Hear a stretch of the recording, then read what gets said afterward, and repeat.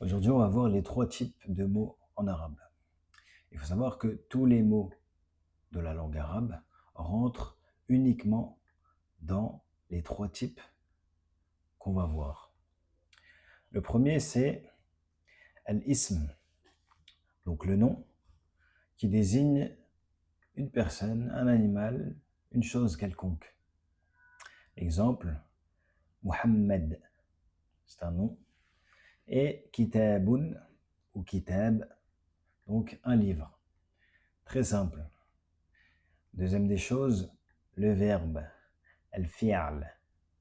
Al-fi'al qui est caractérisé par le temps et l'action.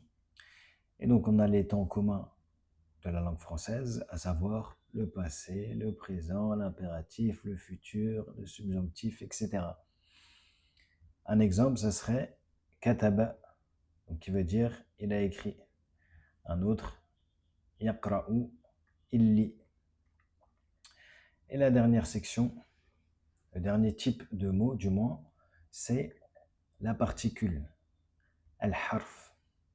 Donc une particule, en français, c'est ce qui peut s'assimiler aux déterminants, les articles, euh, tout ce qui s'y assemble. Donc ce sont des choses qui n'ont pas de sens seul et qui font toujours le lien avec autre chose. Conjonction de coordination, par exemple. Bref, tout ça, c'est réuni en une seule catégorisation de mots qui est la particule.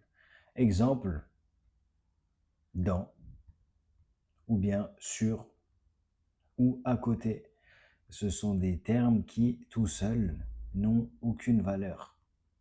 On ne peut pas faire de phrase avec dans, tout seul, ni sur. Donc, un exemple de ces trois types de mots dans une phrase. ذهب محمد إلى المسجد. Si on observe bien cette phrase, on remarque que tous les termes qui y sont appartiennent à une des trois catégories qu'on a citées. Si on prend le premier, ذهب, par exemple, c'est un verbe. Si on prend Muhammad, c'est un nom. On souligne. Ila, quant à lui, c'est une particule qui veut dire vers ou en direction de la mosquée, entre autres. Et le dernier, al-masjid, c'est aussi un nom. Donc ce qu'il faut retenir, c'est que toutes les phrases que vous verrez en arabe rentrent dans cette catégorisation. Donc soit le nom, soit le verbe, soit la particule. Aussi simple que ça.